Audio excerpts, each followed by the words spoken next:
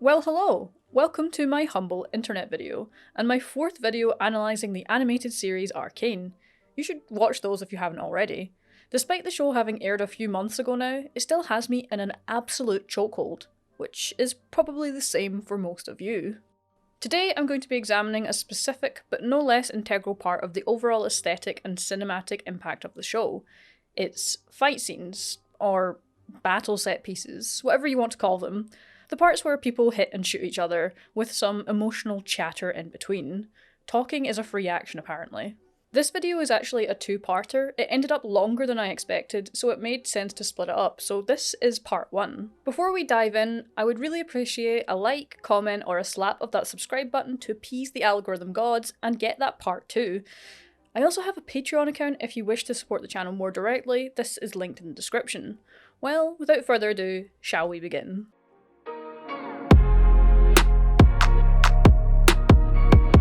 In my youth, I grew up on long-ass fight scenes. Bleach and Naruto were particularly guilty of this, made all the longer for having to watch it in parts uploaded to YouTube, some of which would just be missing. Oh, the absolute pain of it all. You streaming service kids don't know how good you've got it. There isn't the time nor the budget for that kind of fight scene length in Arcane. This show is already pricey. Can you imagine if its fights went on for more than 15 minutes? In part 1, this video, I'm going to be covering two fights. Vi versus Silco's Goons in Act 1, as well as Vi and Jinx versus the Firelights in Act 2. The second part of this series will cover Jinx versus Ekko and Vi versus Sevika Electric Boogaloo, so look forward to that. Arcane's fight scenes are generally a pleasing blend of the rule of cool trope, meaning the willing suspension of disbelief for a given element is directly proportional to that element's awesomeness. An example of this would be that none of Jinx's bullets make contact in the bridge fight of episode 7, giving way for the surprising and heroic intervention from Ekko. This short king quite literally became the boy saviour in that moment. Alongside the rule of cool, there is a fine balance, with injections of realism you don't often see in these kind of fights. Hits feel weighty, damaging, bone-breaking in some instances. Arcane's fight scenes aren't simply over-glorified conflicts meant to simply serve as eye candy. They serve to push the narrative along, and reveal a great deal of information about our characters and their relationships through body language, music, and the way the characters are framed.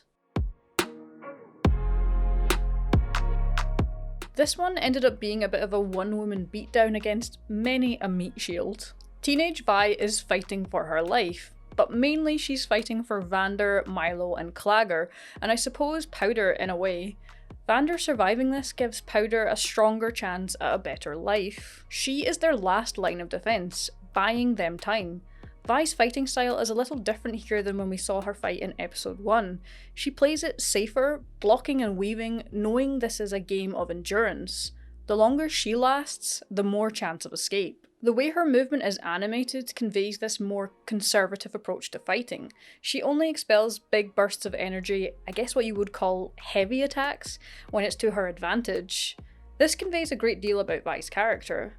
One being her total disregard for her own life for the sake of others. Vi isn't trying to survive this fight for herself. She's trying to save her found family.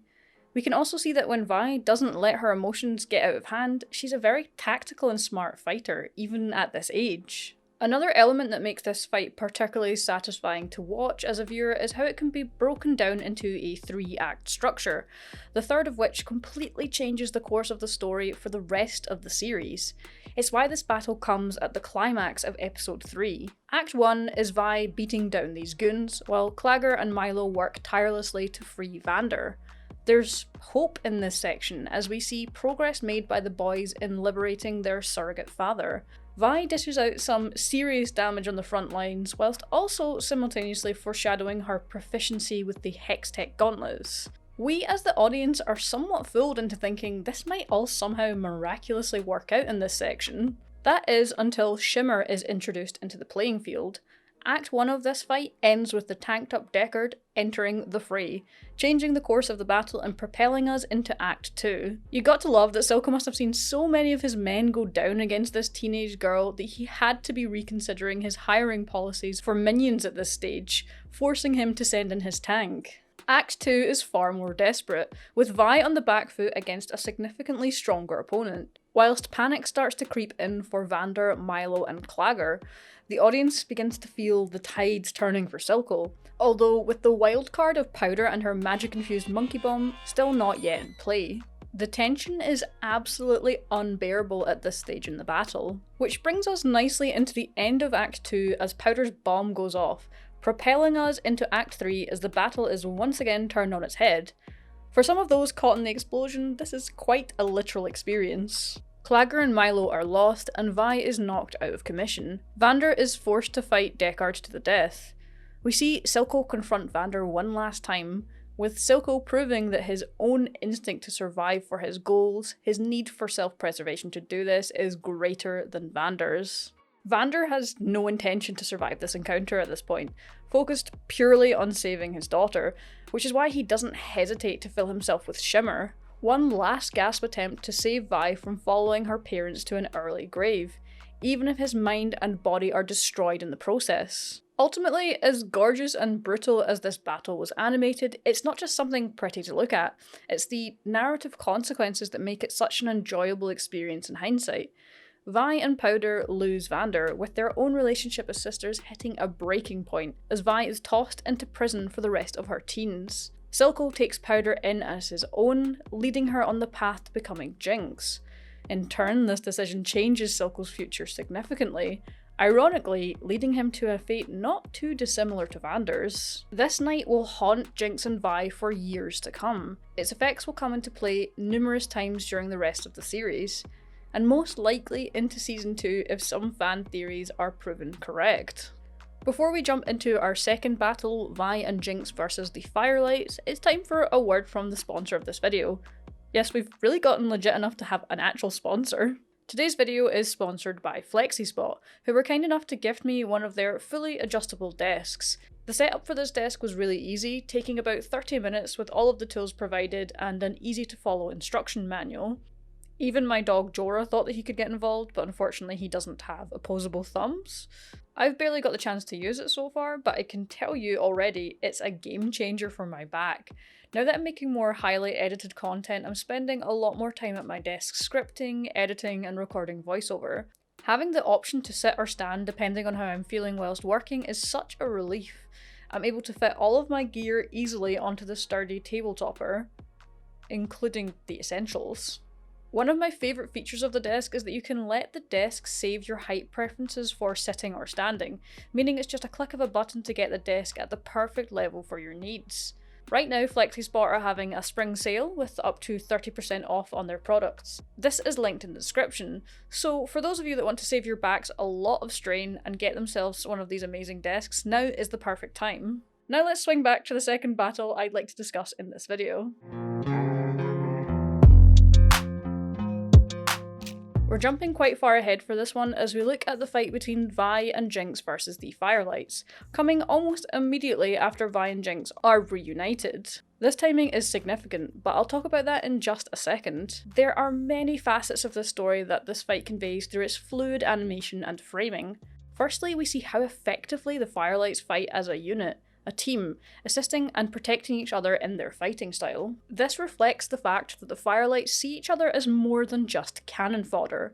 There's a real bond and trust between members. This is in stark contrast to how we see Silco's Goons operate, where bodies are very much disposable. I've mentioned this in my other Arcane video, but using such vibrant greens for the Firelights as they zip around this raised platform ties them thematically to hope and new life for the Undercity. This unity also serves in stark contrast to how we see Jinx and Vi fight together in this encounter. There is little to no coordination in their tactics, symbolic of the significant rift between the sisters who have found themselves on very different paths. Until this point, Vi didn't really know what happened to her younger sister, for a long time believing she had perished, and certainly not familiar with her currently quite high body count. This battle is important in how it highlights the way that Jinx has changed in her years with Silco, from Vi's perspective in particular. This timing is significant because until this point, Vi hasn't been exposed to the truth. The animators intentionally frame some of Jinx's fighting from Vi's point of view, as Jinx absolutely brutalizes some of the Firelight members. an unhinged glee of sorts across her features. We then see Vi's expression shift to concerned and horrified in the same breath. It was important to frame this from Vi's point of view, because she was the only person involved in this battle that didn't know Jinx's history, whether they'd been blown up or shot by her. Throughout this fight, there are essentially two battles taking place. The fight for the gemstone, and Vi trying to protect her sister from a hostile group, completely oblivious to the gemstone that gets knocked around like a ping pong ball. Thank God this wasn't the OG version of this gemstone, or we would have lost close to half of our major characters in one scene.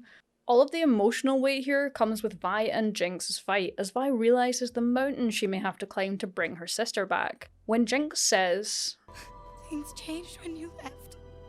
I changed."